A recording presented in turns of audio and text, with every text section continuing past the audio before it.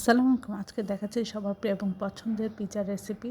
আমরা এখানে 4 কাপ নিয়েছি আটা, আর এর মধ্যে দিয়ে দিব আধা চামচ লবণ, 2 চামচ চিনি, আর ইস্ট হচ্ছে 1.5 চামচ। তারপরে এখানে দিয়ে দিচ্ছি 2-3 চামচ রান্নার রেগুলার তেল দিয়ে সব কিছু শুকনো উপকরণ আমরা এভাবে মিশিয়ে নিচ্ছি। আর গরম পানি, আমরা কুসুম গরম পানি এর মধ্যে আমরা দিয়ে নরম একটা ডো তৈরি করে নেবো। হাতে যখন লেগে যাবে তখন তেল বা আটা দিয়ে এটা পরিষ্কার করে এটা রেস্টে রেখে দেবেন 2 থেকে 3 ঘন্টা, কমপক্ষে আধা ঘন্টা।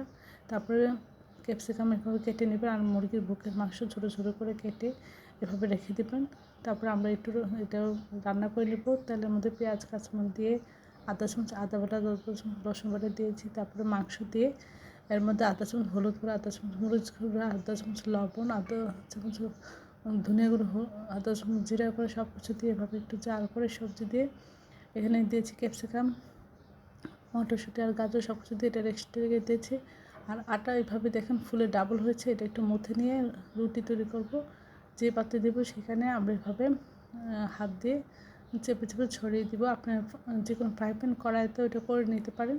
আর এবার চামচ দিয়ে এইভাবে করে নিলে ভিতরে বাতাসটা বের হয়ে যাবে। আর এটা হচ্ছে হোমমেড সস, আপনাদের কিনা সস দিয়ে দিতে পারেন। এভাবে মোজারেলা চিজ দিয়ে চুলা এভাবে 20-25 মিনিট দিয়ে দিলেই সুন্দর পারফেক্ট পিৎজা তৈরি হয়ে যাবে। এটা দেখতে যতটা সুন্দর, খেতে অসাধারণ হয়েছিল। এটা দেখে বোঝাই যাচ্ছে না যে বাসায় তৈরি মনে হচ্ছিলো। এটা দোকান থেকে কিনে নিয়ে আসা হয়েছে। সফট এবং সুস্বাদু।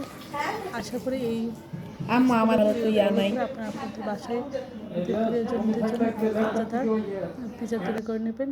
সবাই আমার চ্যানেলটি লাইক করবেন, শেয়ার দেবেন, সাবস্ক্রাইব করবেন, প্রিয়জনকে বেশি বেশি করে শেয়ার দেবেন। আমার চ্যানেলে সব রকম রান্নার রেসিপি রয়েছে, আশা করি দেখবেন আর এই মজার রেসিপি ট্রাই করবেন।